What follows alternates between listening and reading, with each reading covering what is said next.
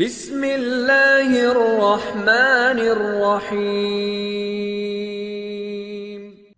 Para pemirsa yang dirahmati Allah, pada perjumpaan kita kali ini kami akan menyajikan kajian dari Kiai Haji Saiful Karim.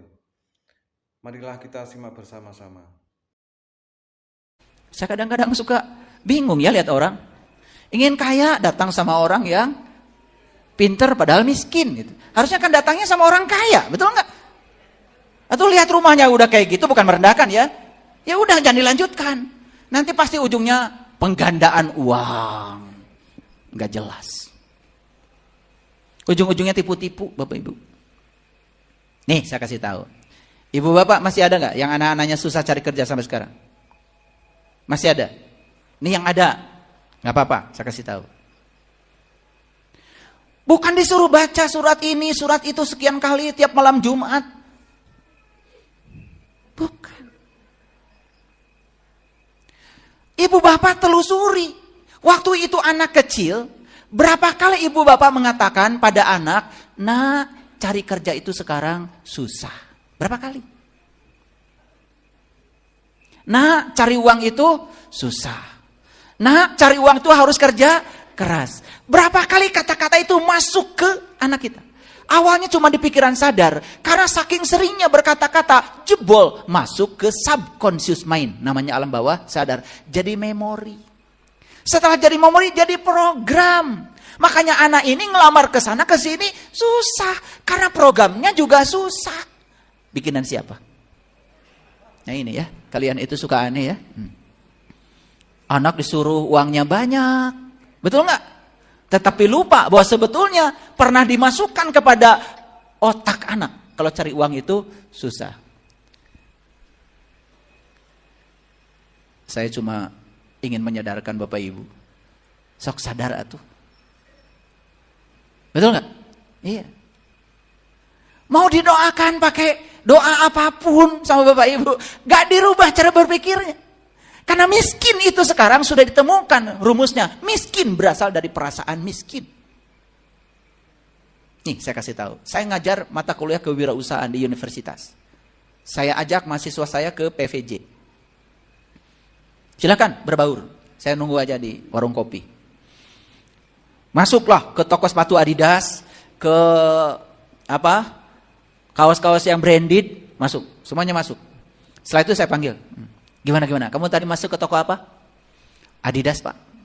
Gimana perasaan kamu lihat sepatu yang bagus-bagus? Wah, uang dari mana, Pak? Tuh. Ketika dia bilang, wah, uang dari mana? Dia tidak punya kesempatan untuk pakai sepatu itu. Tapi kalau dia bilang, yes, Pak. Saya lihat sepatu yang bagus, keren. Cocok dengan anatomi tubuh saya.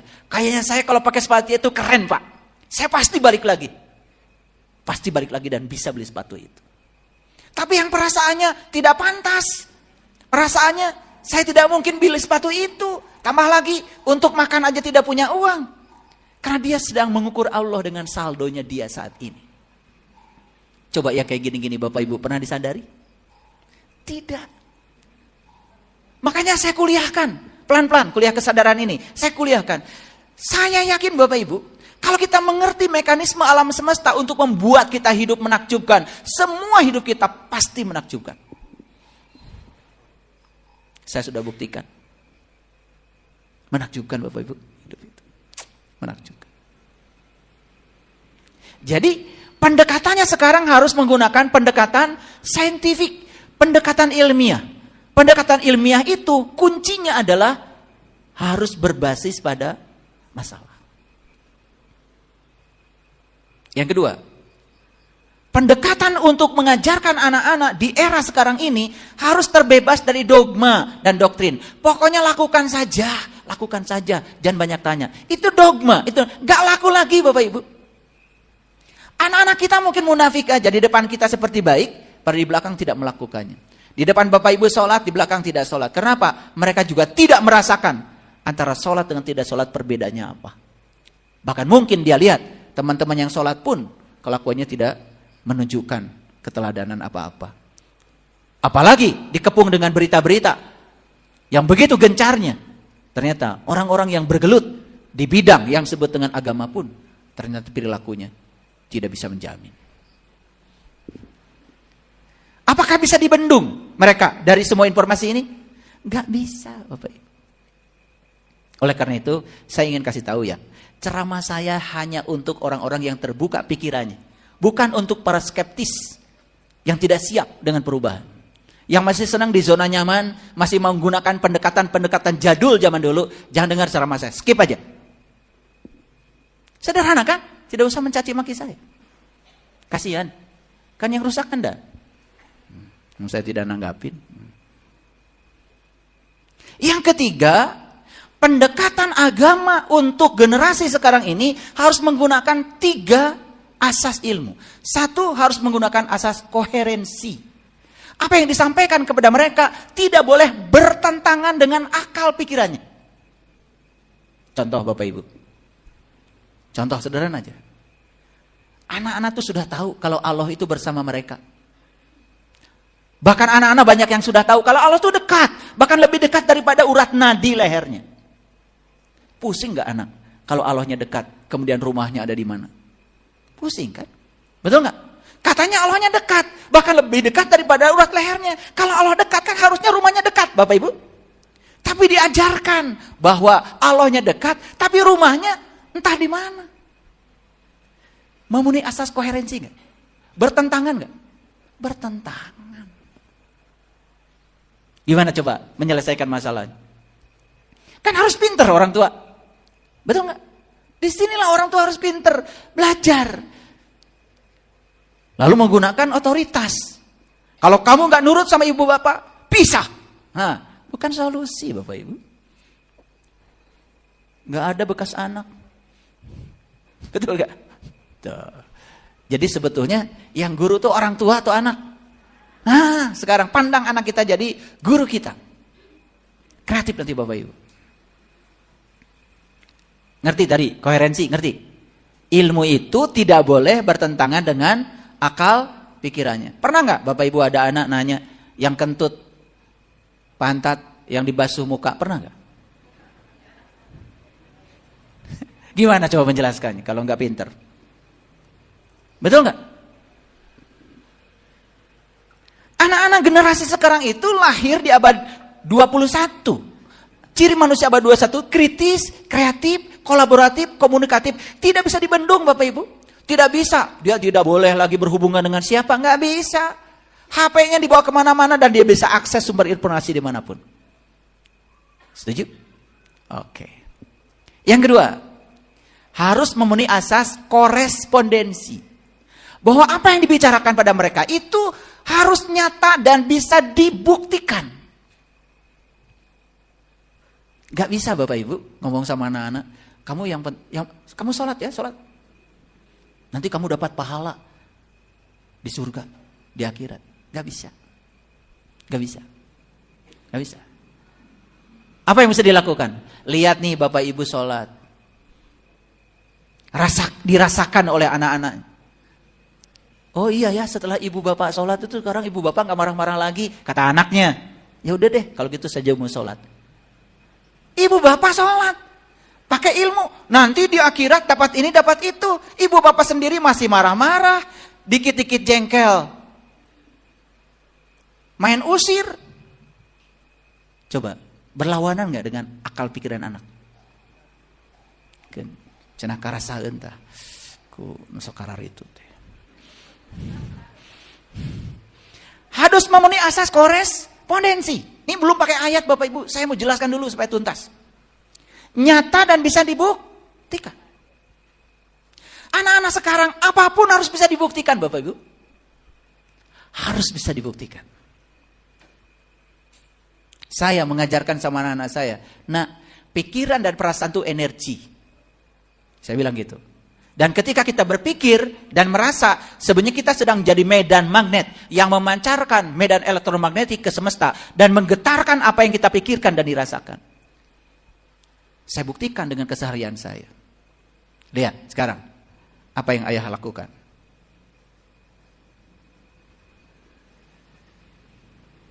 Saya ingin bangun rumah, pikirkan, rasakan. Saya ingin bangun kos-kosan, pikirkan, rasakan. Saya ingin punya mobil, pikirkan, rasakan. Semua nyata. Akhirnya mereka, oh iya ya, yang diajarkan ayah itu betul. Karena kita bukan mengajarkan sesuatu yang halusinasi. Mengajarkan sesuatu yang nyata. Saya ajarkan, pikirkan, rasakan. Pikirkan, rasakan. Dan rasakan seolah-olah yang kamu pikirkan itu sudah terjadi. Dan anak-anak saya meniru. Oh iya betul ya. Dasar ya hidup. Itu kan? Karena ada bukti. Itu namanya asas korespondensi. Tidak bisa anak-anak diajarkan. Pokoknya kamu lakukan. Lakukan ini, lakukan ini. Nanti kamu dapat ini, dapat itu. Nanti. Nggak bisa. Nih. Jadi ramalan Rasulullah bisa terjadi. Islam cuma tinggal namanya. Al-Quran cuma tinggal tulisannya. Bahkan ada yang menantang sama saya. Menantang untuk bertanding baca Quran. Maksudnya baca bahasa Arabnya. Mau kasih hadiah 1 miliar katanya. Buat apa saya menerima tantangan itu? Di zaman Nabi Muhammad juga gak ada orang baca Quran. Betul gak? Lah Quran lagi canaya. Masa saya ikut-ikut gila?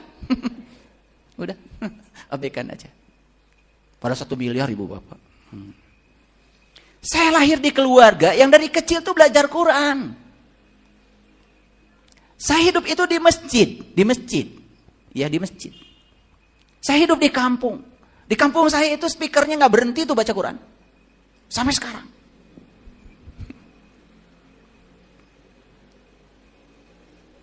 Jadi buat apa saya meladeni pertandingan? Pertandingan itu namanya musabaqah. Agama itu bukan untuk dipertandingkan. Agama itu harus ditunjukkan. Akhlak kita lebih baik atau tidak. Itulah. Makanya Nabi Muhammad diutus ke semesta ini untuk menyempurnakan akhlak. Yang ketiga, Bapak Ibu. Yang ketiga, ilmu yang diajarkan kepada anak-anak itu, ya, kepada generasi sekarang ini, harus memenuhi asas pragmatis. Ilmu itu harus memiliki nilai manfaat. Masih ingat gak tadi? Ketika anak diajarkan puasa. Dan diajarkan puasa itu untuk kesehatan. Mau tuh anak puasa. Karena dia mau sehat. Dia mengerti bahwa sehat itu penting. Untuk anak seperti itu. Gak masuk. Dogma-dogma. Pahala, surga, neraka. Gak masuk. Belum masuk. Perlu penjelasan lagi. Apalagi gak bisa menjelaskan Bapak Ibu ditanya sama anak. Pahala itu apa? Oh pahala itu nama bis nak. Pahala kencana. Tambah pusing kan anak kita, betul nggak? Nah, yang berikutnya, apapun yang diajarkan pada generasi sekarang, ini generasi ya, abad 19 ke sini, itu harus universal. Kebenaran ini harus bisa diterima oleh siapapun, apapun keyakinannya. Gak bisa dia kooptasi, apalagi diajarkan yang lain salah, yang ini paling benar. Gak bisa, kalau mereka tidak bisa menerima argumen itu yang masuk akal. Contoh Bapak Ibu. Ajarkan pada anak-anak. Inti sari agama adalah kasih sayang. Universal? Universal. Kasih sayang itu diakui gak oleh semua keyakinan? Diakui. Oleh karena itu kalau kamu ingin disebut agamamu paling bagus, ya munculkan kasih sayang. Bukan mengklaim, memaksakan kehendak pada orang lain. Kalau keyakinan saya paling bagus. Tapi tunjukkan nilai-nilai universalnya. Kamu lebih berbudi, lebih ramah, lebih kasih sayang, bisa menghargai dan menghormati perbedaan. Saya yakin orang akan bersimpati kepada kita. Betul nggak Bapak Ibu? Dan yang terakhir dari saya. Metodologi untuk pembelajaran agama dalam konteks kekinian. Sudah tidak boleh lagi menggunakan kekerasan dan paksaan. Saya suka lihat yang lucu-lucu di kehidupan ini. Biasanya menjelang bulan puasa.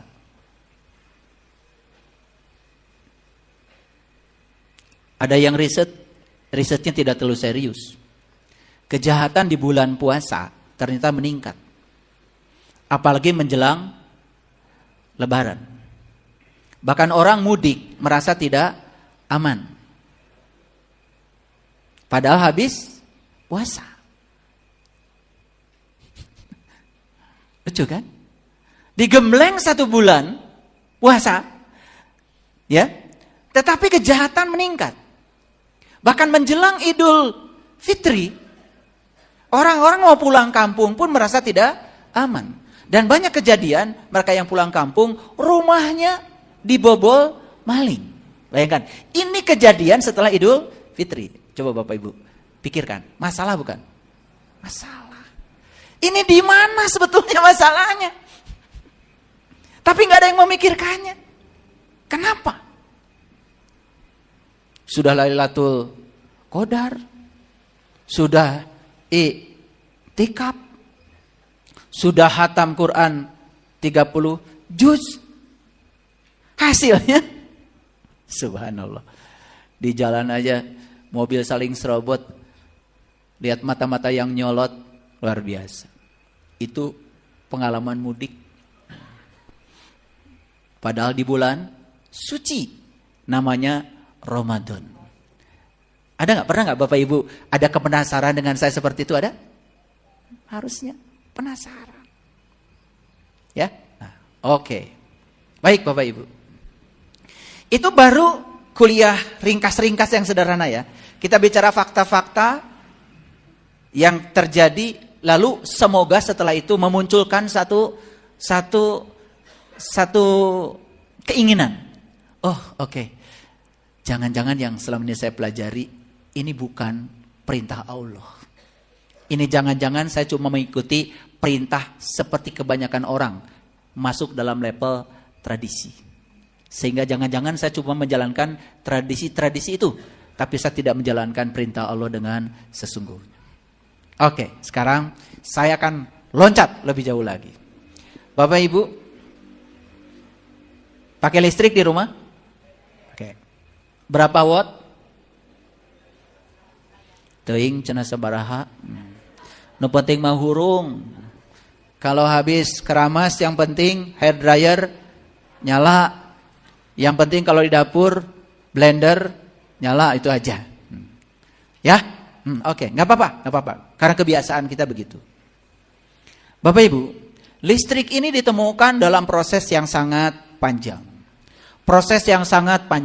Mulai dari zaman Yunani kuno sampai sekarang kita hidup di abad di mana listrik sudah mendominasi segala aspek kehidupan. Ya. Kita sekarang Bapak Ibu sedang menggunakan listrik itu, namanya listrik arus bolak-balik. Disebut alternating current. Dulu sebelum Nikola Tesla lahir, semua orang di dunia menggunakan listrik arus arah, namanya direct current. Dan ternyata lompatan teknologi membuat sekarang ini semua orang bisa menggunakan listrik, dan listrik yang digunakan itu dibandingkan dulu zamannya arus arah ke arus bolak-balik mengalami loncatan yang sangat luar biasa, lebih efektif dan efisien penggunaannya. Apa pesan yang mau saya sampaikan?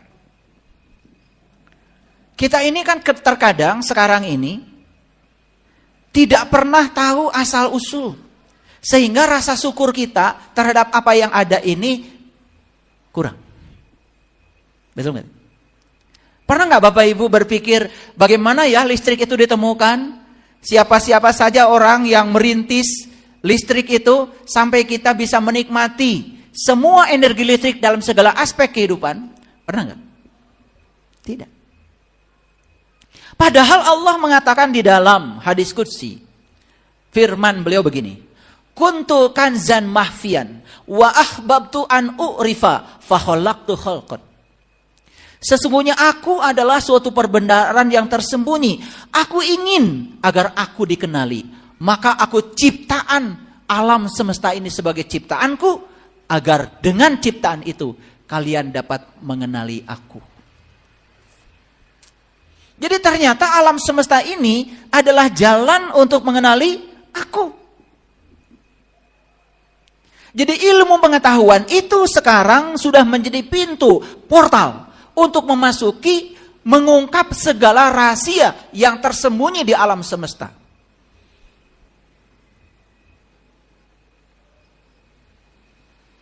Sehingga dengan demikian, pada titik tertentu akan terjadi pertemuan antara spiritual dengan ilmu pengetahuan. Contoh sederhana Bapak Ibu. Lihat saya semuanya. Banyak gak orang sekarang yang praktek healing dengan menggunakan energi? Banyak kan? Sekarang sedang naik daun tuh, praktek healing yang semacam itu. Tapi kita tidak mengerti, ini lompatan ini dari mana asalnya? Nah, bayangkan ya, kita ini beragama, masih ribut soal batal wudu, batal puasa, batal sholat, dan dari tahun ke tahun pelajaran agama itu-itu saja. Sementara para fisikawan sekarang sedang fokus untuk memburu yang namanya God particles. Partikel Tuhan. Yang kemudian disebut Higgs boson. Penemunya adalah, pencetus utamanya adalah Peter Higgs. Peter Higgs ini adalah pencetus tentang adanya suatu partikel di alam semesta yang sangat halus. Dan itu adalah lebih kecil dari partikel-partikel subatomik yang kemudian oleh media dipopulerkan sebagai God particles. Orang pemikirannya sudah sampai di situ. Dan pemikiran ini akan merevolusi keyakinan. Kenapa begitu? Bapak Ibu lihat saya semua. Bapak Ibu sekarang bernafas. Dari mana nafas itu diambil? Dari sini. Oke? Dari sini kan?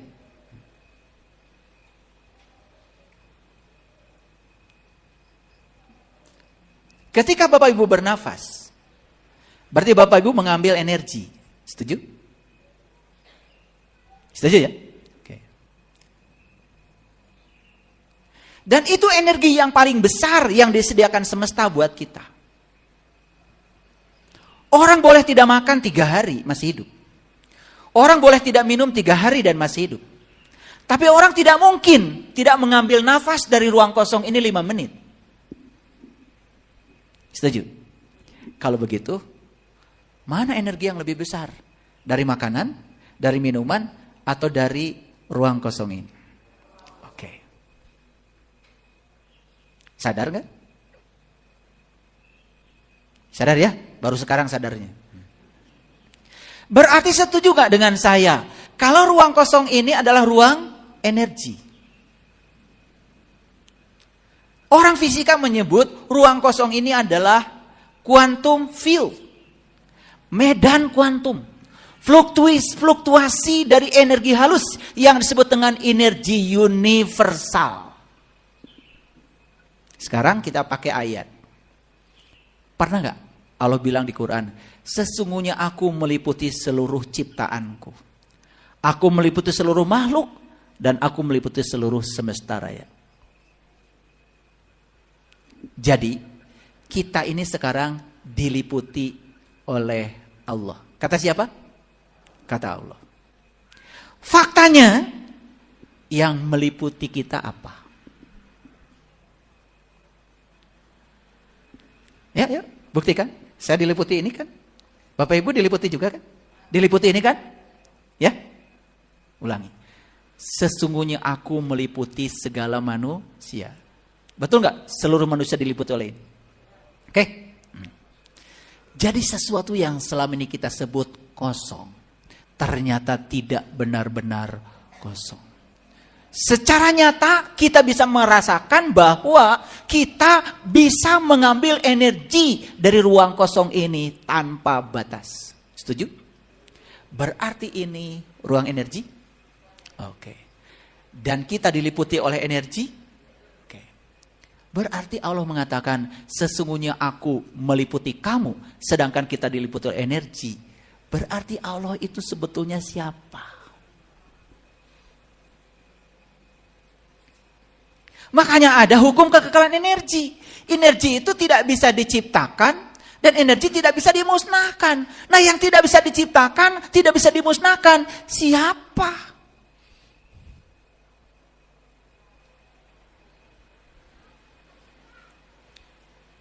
Kalau tidak bisa diciptakan, tidak bisa dimusnahkan, berarti dia kekal abadi.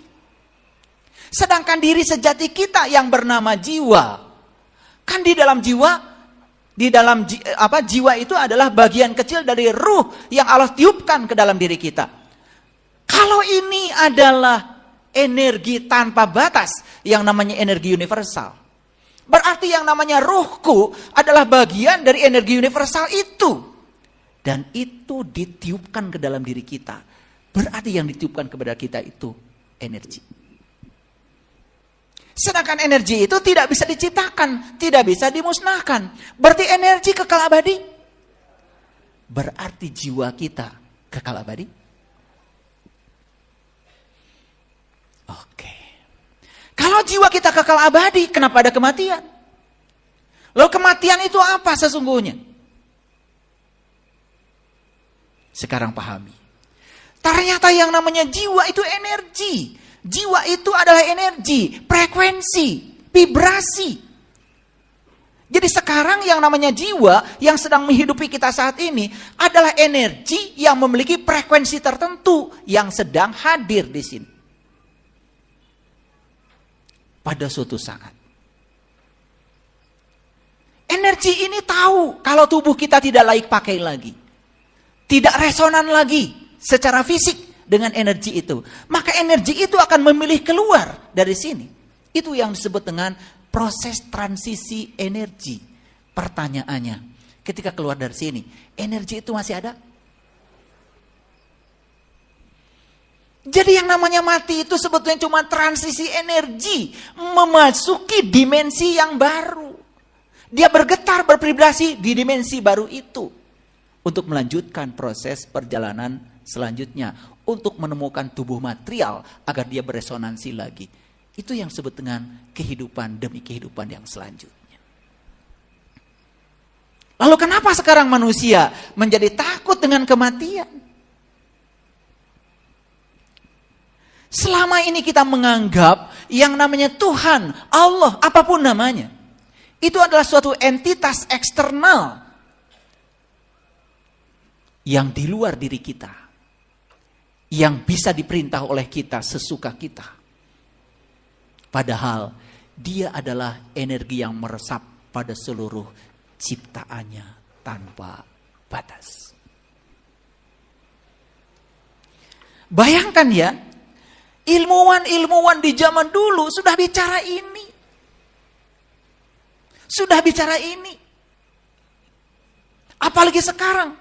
Teknologi sudah begitu luar biasa membuktikan semuanya. Sesuatu yang dulu disebut mistis. Bahkan sekarang sudah dibuktikan kebenarannya. Sesuatu yang dulu disebut metafisik. Bahkan sekarang jadi fisik. Contoh. Tidak ada orang yang bisa membayangkan dulu. Zaman telepon masih pakai kabel.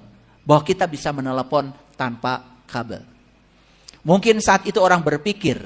Menelepon tanpa kabel. Itu adalah mistis. Tahayul. Itu hanya halusinasi pikiran. Tetapi kemudian ketika rahasia semesta terungkap oleh orang-orang yang tekun mengungkap itu. Dan dipakai oleh Allah untuk mengungkap rahasianya. Apa yang terjadi?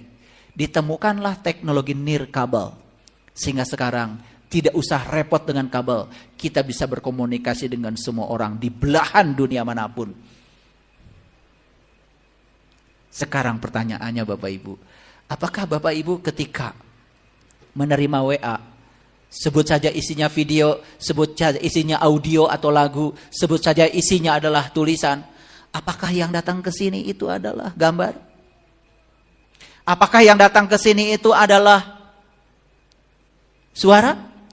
Apa yang datang ke sini itu rabul, tulisan? Bayangkan. Di masjid ini semua orang dapat WA isinya tulisan. Kalau tulisan itu bisa disaksikan, betapa pusingnya kita di sini. Betul? Semua itu nyaris tidak kelihatan. Tetapi ternyata nyata dan bisa dibuktikan. Buktinya HP kita bergetar, WA masuk, tulisan masuk, video masuk, audio masuk, lagu masuk, caci maki juga masuk. Betul? Jadi yang datang ke sini apa Bapak Ibu? Energi. yang disebut dengan gelombang elektromagnetik.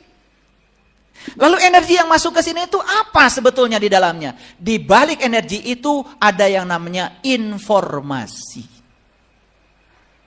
Informasi wujudnya video, audio, tulisan. Sehingga Bapak Ibu bisa terima informasi. Oh, ternyata suami saya lagi di kantor. Kan informasi. Tapi yang datang ke sini apa? Energi. Jadi di balik energi ada apa? Informasi. Kan semuanya yang mau disampaikan bukan energinya. Yang mau disampaikan adalah informasinya. Setuju? Sekarang Bapak Ibu, di sini ada lautan energi. Apakah di sini ada informasi? Kenapa ya sekarang kita tidak bisa menangkap informasi yang berjubel di sini? Kenapa ya para nabi, para rasul bisa menangkap informasi yang berjubel di sini? Kok kita tidak bisa? Di mana perbedaannya? Perbedaannya, para nabi, para rasul dan orang-orang suci hidup selaras dengan alam. Maka dia menjadi sefrekuensi energinya dengan energi universal yang ada di alam ini. Sehingga setiap saat terjadi resonansi. Apa yang terjadi? Informasi yang dibalik energi ditangkap oleh intuisinya. Sehingga mereka bisa menyampaikan intuisi itu sebagai firman-firman Tuhan. Keren gak kalau dipahami begini? Jadi apa itu wahyu? Wahyu itu sebetulnya getaran-getaran ilahi. Energi. Kalau itu bisa ditangkap, bisa. Gimana caranya? Resonansikan dirimu dengan frekuensi universal dari alam semesta ini. Itulah kenapa agama, kamu gak boleh bohong, kamu harus jujur, kamu jangan nyakitin orang, kamu jangan iri, jangan dengki. Semua itu adalah kegelapan yang membuat kita menjadi beda frekuensi dengan frekuensi universal alam semesta. Itu yang menyebabkan kita merasa terasing di kehidupan ini. Bapak Ibu, energi yang di sini itu ada energi yang bersifat fisik, bisa ditangkap oleh alat komunikasi ini. Tapi ada energi yang berlimpah yang sekarang masih metafisik. Karena apa? Teknologinya belum sampai ke sana. Tetapi saya jamin suatu saat, sekarang sudah masuk pada abad quantum field, medan kuantum. Bahkan energi yang metafisik di sini itu suatu saat bisa ditangkap dengan instrumen yang akan dibuat di masa yang akan datang. Jadi ke depan ini Bapak Ibu, semua hal-hal yang bersifat spiritual, yang dulu dianggap mistis dan tahayul, suatu saat mungkin bisa ditemukan alat ukurnya. Teknologi sedang mengarah ke sana. Sementara pelajaran yang kita sampaikan pada anak-anak masih pelajaran zaman baheula. Sementara anak-anak disuruh belajar bioteknologi, bioelektrik, biofisika, kuliah di perguruan tinggi. Dan mereka menganggap pelajaran yang mereka dapat di universitas seakan-akan itu adalah urusan duniawi yang terpisah dengan agama. Karena kita memahami agama bahasanya harus bahasa tertentu. Sedangkan bahasa energi universal ini adalah bahasa universal. Bahasa rasa yang bisa ditangkap oleh akal universal. Oleh karena itu tubuh kita ini punya 5 tubuh. Yang pertama tubuh spiritual. Yang kedua tubuh intuisi. Yang ketiga tubuh energi. Yang ketiga tubuh mental. Yang keempat tubuh energi. Dan yang kelima adalah tubuh fisik yang paling kasar. Nah sekarang Bapak Ibu, tubuh fisik yakin yang paling kasar? Oke, ada berapa tubuh tadi? Tubuh spiritual, paling tinggi. Tubuh intuisi, tubuh mental, tubuh energi, tubuh fisik. Setuju ya, tubuh fisik paling kasar? Oke. Sekarang kita sedang menangkap semua yang ada di alam semesta ini sebagai realitas dengan menggunakan tubuh fisik, bukan? Setuju? Setuju ya? Di tubuh fisik ada yang namanya panca indera. Nah panca indera ini berarti terbatas atau tidak terbatas? Contoh, panca indera tidak bisa melihat semua gelombang elektromagnetik yang ada. Ada gelombang elektromagnetik yang masuk ke HP ini nggak bisa lihat. Cahaya yang tidak tampak. Cahaya yang bisa disaksikan oleh panca indera cuma cahaya ini aja, yang warna putih. Padahal di sini ada banyak spektrum gelombang elektromagnetik yang tidak tampak. Terbatas? Oke. Telinga kita hanya bisa mendengar 20 Hz sampai 20.000 Hz. Di bawah 20 Hz nggak terdengar. Di atas 20.000 tidak terdengar. Gak jelas lagi. Bahkan rusak telinga kita. Ada batasan? Oke. Kesimpulannya. Apakah realitas semesta yang Bapak Ibu lihat dengan panca indera adalah realitas yang sebenarnya? Bukan. Karena kita melihat dengan sesuatu instrumen yang sangat terbatas. Kesimpulannya, apakah realitas ini misteri? Apakah di sini banyak rahasia? Banyak. Apakah di sini ada rahasia yang tanpa batas? Ini masalah. Dulu setelah Islam itu ditinggalkan Nabi Muhammad, lahirlah ulama-ulama besar, penulis-penulis tafsir dengan pemikiran mereka yang cocok di zamannya mereka sendiri-sendiri. Dan setelah mereka, lahirlah orang-orang skeptis yang menganggap seakan-akan ajaran yang paling benar adalah ajaran yang dulu. Dan sekarang tidak boleh lagi ada pemikiran-pemikiran baru tentang ajaran. Berlawanan gak dengan hukum alam? Kenapa sekarang tidak muncul para pemikir Islam lagi? Kenapa? Karena kalau berbeda sedikit langsung dibilang sesat. Berbeda sedikit langsung sesat. Ini yang menghukumi kita. Jadi kita dipenjara. Dipenjara oleh pengetahuan yang sempit. Yang kedua, dipenjara oleh metodologi. Yang itu saja dari waktu ke waktu yang sudah usang. Pendidikan agama di lembaga-lembaga pendidikan sekarang masih menggunakan pendekatan-pendekatan yang seperti di zaman dulu. Padahal kata Nabi Muhammad, antum a'lamu bi umri dunyakum. Di zamanmu nanti, teknologi sudah berkembang, peradaban sudah berkembang. Kamu hidup saja di zaman di mana kamu hidup. Gak ada HP zaman Rasulullah. Gak ada WA. Gak ada Google. Gak ada YouTube. Sekarang ingin supaya manusia dibatasi begitu? Siapa yang mau membatasinya? Ini saya kasih tahu. Kalau ceramah yang saya sampaikan ini salah,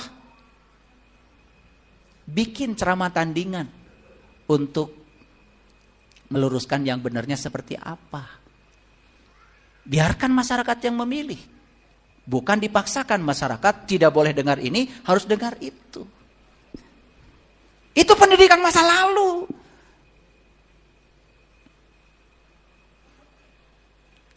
Jadi hari ini kuliahnya agak berat sedikit.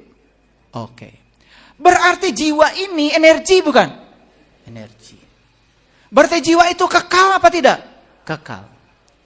Jadi sebetulnya ketika kita mati, jiwa kita tidak hancur. Akan meneruskan perjalanan dalam dimensi frekuensi dan vibrasi yang baru. Energi sama dengan konstanta kali frekuensi. Energi dalam fisika adalah H konstanta Planck dikalikan frekuensi. Jadi di alam semesta ini ada suatu konstanta. Ada yang konstan.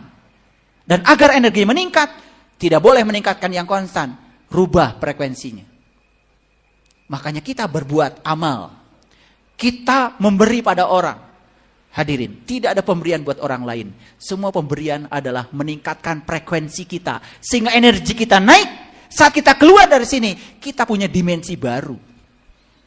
Dan kita akan terus melanjutkan perjalanan kita. Naik frekuensinya, naik energinya, naik frekuensinya, naik energinya. Terus sampai kita bisa resonan kembali dengan energi universal yang ada di semesta ini. Disitulah kita akan mengalami innalillahi wa inna ilaihi raji'un. Saya coba menahan diri. Saya menjelaskan ini tidak menggunakan fisika yang rumit. Tidak menggunakan teori-teori yang disampaikan oleh para ilmuwan yang rumit. Seperti Nikola Tesla, Biot Savart, ya, Wilson Sommerville, ahli-ahli fisika kuantum. Saya menghindari dari itu. Saya coba membuat semuanya supaya koherensi, korespondensi, dan pragmatis. Jadi Bapak Ibu, setelah ini tidak usah takut lagi dengan kematian. Kan tidak ada yang mati. Kan jiwa abadi. Kalau tubuh ini diganti dengan tubuh yang baru, justru bagus daripada tubuh ini. Tubuh lama, udah letoy. Betul nggak? Bukankah itu adalah karunia semesta yang sangat luar biasa?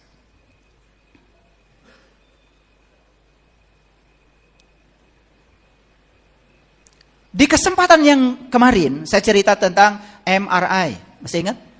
Magnetic Resonance Imaging. Saya bicara CT scan. Ya, computerized tomography scan. Kan semua itu sebetulnya produk-produk dari yang sesuatu yang dulu dianggap metafisik, sekarang sudah menjadi fisik. Bahkan yang sekarang dianggap metafisik, nanti ke depan akan menjadi fisik. Jangan-jangan nanti ke depan ada alat ukur untuk mengukur rasa marah. Ada alat ukur untuk mengukur rasa jengkel. Nanti ke depan akan ditemukan alat ukur untuk mengukur seberapa dalam iri hatinya. Bisa. Karena kemungkinan masalah-masalah mental nanti yang sekarang metafisik akan menjadi fisik. Temuan-temuan tentang partikel-partikel subatomik sudah mengarahkan ke sana. Bukti. Dulu yang tidak terlihat terbungkus di perut kita dengan MRI semuanya jadi kelihatan jelas. Ada batu di ginjal, dulu nggak bisa kelihatan, sekarang terang benderang batunya. Jadi itu yang disebut dengan quantum tunneling effect. Itu yang disebut dengan efek terobosan kuantum. Kenapa? Karena manusia sadar sekarang bahwa yang disebut dengan materi ternyata gelombang. Yang disebut dengan gelombang ternyata materi. Itu namanya dualisme gelombang partikel. Itulah yang membuat MRI tercipta, CT scan tercipta. Dan dokter sekarang bekerja lebih mudah. Tidak menggunakan ilmu duga-duga. Betul nggak? Pasti. Kalau dulu duga-duga. Sudah dioperasi ginjalnya. Ternyata batuna. Betul nggak? Tapi kan tetap dibayar. Betul nggak? Paling juga ya. Yang membedahnya bisa beli batu. Buat bangunan. Batuna. Tapi sekarang nggak bisa. Sudah ada MRI. Nah itu yang disebut dengan efek terobosan. Jadi, Bapak Ibu, yang menerobos sampai bisa masuk, itu bisa memotret benda-benda yang tertimbun di perut di mana saja. Apa itu? Energi. Dia bukan sebagai materi, sebagai gelombang. Dan ternyata pemikiran-pemikiran klasik sekarang berubah menjadi pemikiran modern. Contoh gini, saya ingin menerobos tembok ini. Saya harus punya energi yang lebih kuat daripada ikatan-ikatan molekul tembok ini. Saya baru bisa menerobos. Itu fisika dulu, fisika klasik. Ternyata itu gugur. Walaupun energi saya lebih rendah daripada energi ikat tembok ini. Kalau saya bisa berlaku sebagai gelombang, saya bisa menerobos tembok ini. Gagal teori fisika klasik yang dulu diganti dengan fisika. Makanya fisika modern berbicara tentang probability, kemungkinan. Jadi alam semesta ini begitu banyak kemungkinan. Karena isinya alam semesta ini adalah energi universal yang di dalamnya memuat berbagai macam kemungkinan. Jadi pemikiran deterministik seolah-olah itu suatu kebenaran. Hari ini salah. Itu adalah probability. Kebenaran yang berlaku hari ini. Besok-besok belum tentu jadi kebenaran lagi. Itulah pentingnya kita memiliki pemikiran yang terus berkembang. Ya, jadi nggak usah balik lagi ke siwak ya.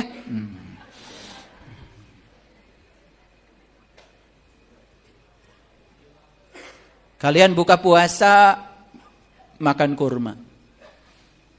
Mani asa soleh. Karunya atau tukang ganas, tukang salak. Bu, kurma wae.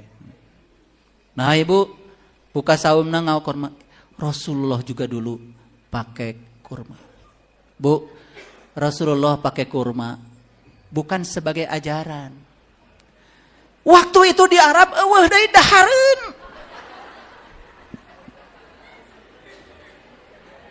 Nu ayangan kurma. Dan nu hirup di ditu ngan tangkal kurma. Bade kumaha atuh da teu aya ganas ibu di ditu mah. Ih, ibu-ibunya upami sasi Ramadan teh nya, upami meser kurma teh asa tos di surga.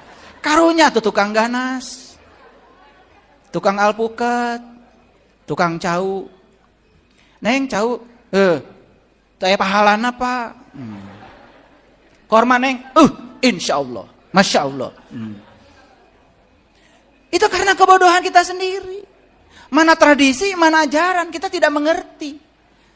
Rasulullah hidup di tradisi beliau, ya pasti dong tidak mungkin melepaskan diri dari tradisi itu. Betul nggak? Ini saya kasih tahu, mohon maaf. Di Arab, perempuan Arab, itu suaminya berpoligami nggak masalah, karena sudah tradisi. Di urang mah Tuhan nggak gantawang, karena tidak ada tradisi, betul nggak? Jadi sebetulnya karena tradisi aja, kebiasaan. Di sana udah biasa, di sini belum biasa. Nah, tradisi sana tentu saja tidak bisa dong dibawa ke sini, betul nggak? Karena tradisi ini berbeda. Makanya benar kata Gus Dur, kalau kamu mau beragama Islam lah, tapi tidak mesti jadi orang Arab. Kalau kamu beragama Hindu saja, tapi tidak mesti jadi orang India. Kan gitu kata Gus Dur. Beragama apapun, tetap bangsa Indonesia. Merdeka. Oke. Jadi ini kuliahnya agak berat memang ya, tetapi mengerti ya sedikit. Pesan spiritualnya adalah bahwa kita dikepung oleh energi. Bahkan energi tanpa batas ini mungkin suatu saat bisa diberdayakan untuk kepentingan manusia. Sekarang manusia berfokus pada energi matahari, energi fosil yang nampak. Tapi teknologi akan mengantarkan kita suatu saat. Ketika hilang energi matahari, hilang energi fosil, manusia akan sampai untuk menemukan energi tanpa batas di sini. Pasti itu. Ilmu pengetahuan sedang menuju ke sana. Makanya di Swiss sudah ditemukan pemercepat subatomik. Dan apa yang dicetuskan oleh Peter Higgs tentang Higgs boson sekarang sudah menjadi kenyataan. Ternyata Higgs boson ternyata memang benar-benar ada. Teknologi akan berubah ke depan. Gaul dikit ya. Gaul dikit. Terima kasih. Assalamualaikum warahmatullahi wabarakatuh. Alhamdulillah telah kita simak bersama kajian dari Kiai Haji Saiful Karim, yakni seorang ulama dan akademisi. Beliau pengasuh pondok pesantren Mishkatul Anwar di Cibabat, Kota Cimahi. Beliau juga dikenal sebagai motivator dan konsultan spiritual. Tidak sedikit kajian dari beliau menuai penolakan dari sejumlah ulama lain karena pendekatannya yang unik dalam menyampaikan ajaran agama. Beliau dikenal dengan konsep tasawuf modern, sebuah pendekatan yang memadukan spiritualitas tradisional dengan pemahaman kontemporer. Kajian dari beliau tidak hanya fokus pada pemahaman klasik kontemporer, tetapi juga mengajak umat untuk memaknai spiritualitas sebagai jalan menuju keseimbangan hidup. Semoga kajian-kajian dari beliau bermanfaat dan membawa keberkahan kepada kita semuanya di dunia dan akhirat.